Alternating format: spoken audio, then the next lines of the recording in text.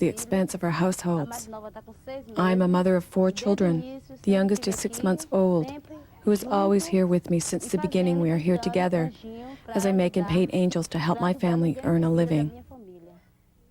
The objects are educational, but the means are to create a kind of decision-making, responsible, accountable group of producers and small business men and women out of basically people who've never had a chance to control their business.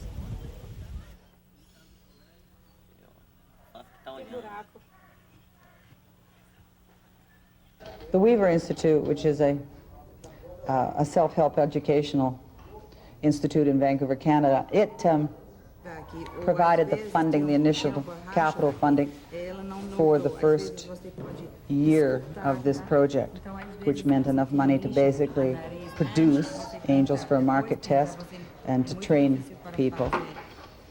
We trained about 60 people before we found a core group of people that were sufficiently persistent and talented to hang in here. And the first year they produced 2,000 angels, and these we took to Vancouver, Canada for a market test, and they were very successful. We sold all 2,000 in about 4 weeks. In their second half of their first year, they produced 5,000 angels. And this year we're going to try and produce 10,000. The problem is to produce enough profit out of an enterprise that will support the families that are involved in it, but also support their community.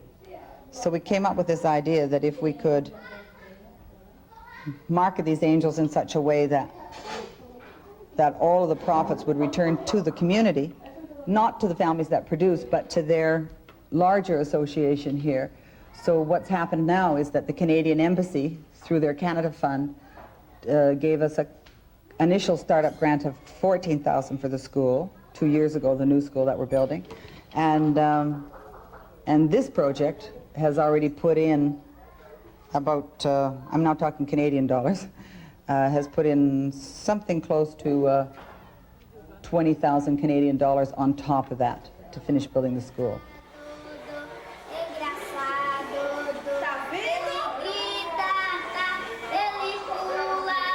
A, B, C, D, E, F, G, H, I, J, L, M, N, O, P, Q, R, S, T, U, V, X, Z.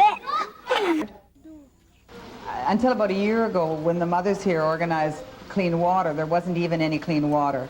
There was lots of babies with swollen bellies and parasites because there's just very few houses with toilets, basically, and even fewer still with septic tanks. Those that are fortunate enough to have a toilet, the toilet just exits the house, and then there's a little trickle of raw sewage in the street. So they were getting all their water from ground wells, and when the rainy season came, the wells flooded and came up to the surface of the ground, so that basically you had polluted wells, and where you're walking and stepping and children are playing is raw sewage.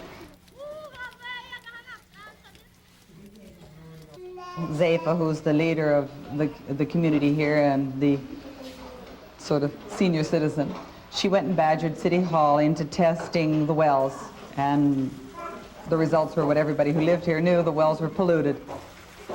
Then they got permission to close the wells and to tap into a city's municipal water supply. And so the Weaver Institute provided the tubes, the pipes, the fittings. The men of the community dug the ditches, and so now the community actually has a source of drinking water, which is as clean as Salvador's city drinking water is. Our institute, starting out with an interest in basically trying to do something that would help mothers and kids, have ended up moving from education to sanitation to production to international economies, all in the name of education. But there really isn't any other way around it. When the needs are as basic as this, it's very difficult to concentrate on education if your stomach's rumbling or you're filled with worms. So we've had to get involved in sort of every aspect of basic human needs here. Our first need here is to expand the current community center, which is this small little school that was hand-built by the parents, and this production shed here that was built for the women. And we want to go up a story and across and down and have 2 stories on the other side. We need a whole bunch of things right now. We don't have any medical center here.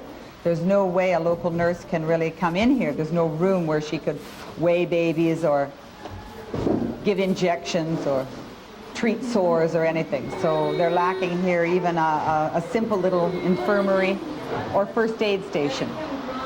There's only one public telephone in the community, and none of the houses have phones. And so in an emergency, they're, particularly in the rainy season, they're very cut off. They're cut off from police, they're cut off from medical ambulance services, and so they'd like to have a more preventative approach to medicine because they're rather independent and on their own here. And so they'd like to have some way of checking things out as they go along. It's easy for me sometimes to see the changes in babies simply from 1 6 months to the next. For instance, the little baby that's over here in the corner 6 months ago was still breastfeeding and was very flourishing, and by the time I came back it was considerably thinner and more yellow. Here in our community, we've been trying to work with the women to teach them about contraception. Women are afraid to take the pill because men won't let them. The men believe that if she uses contraception, she will be free to go with other men. Women have to give birth to satisfy his needs, and he makes sure she gives birth every year.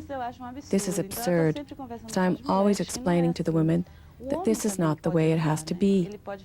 Men can also do something.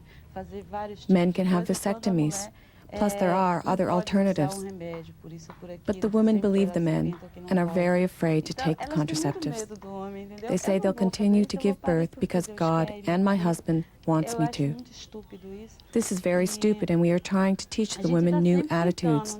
Some of the women are starting to wake up to the world. But still, the women who are working painting angels here at the workshop run home at 5 o'clock to be there when their husband arrives home at 5:30.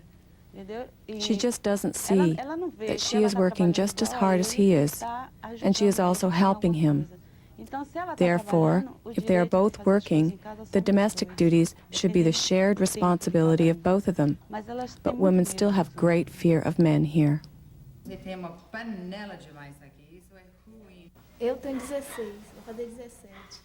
I'm 16 years old, going on 17.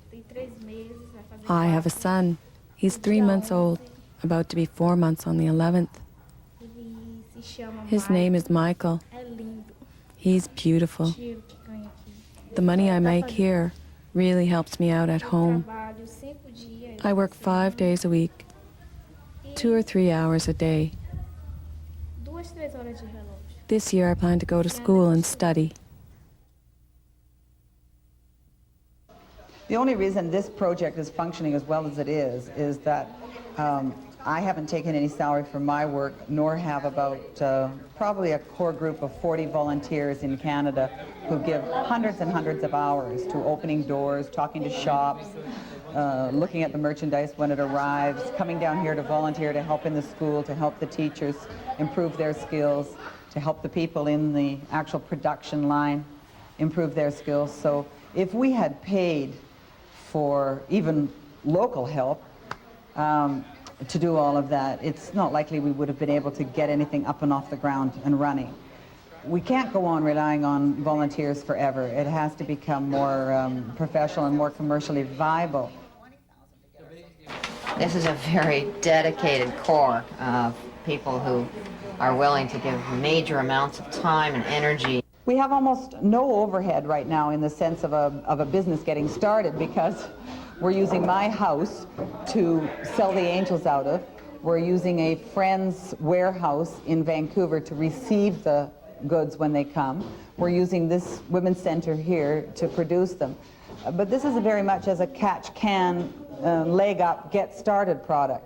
For a community to get stabilized, they would obviously have to have startup capital to build what they need, to buy the equipment they need. You know, we're using my telephone, my fax, and my computer in Canada, and here we don't have a telephone, fax, or computer in the community.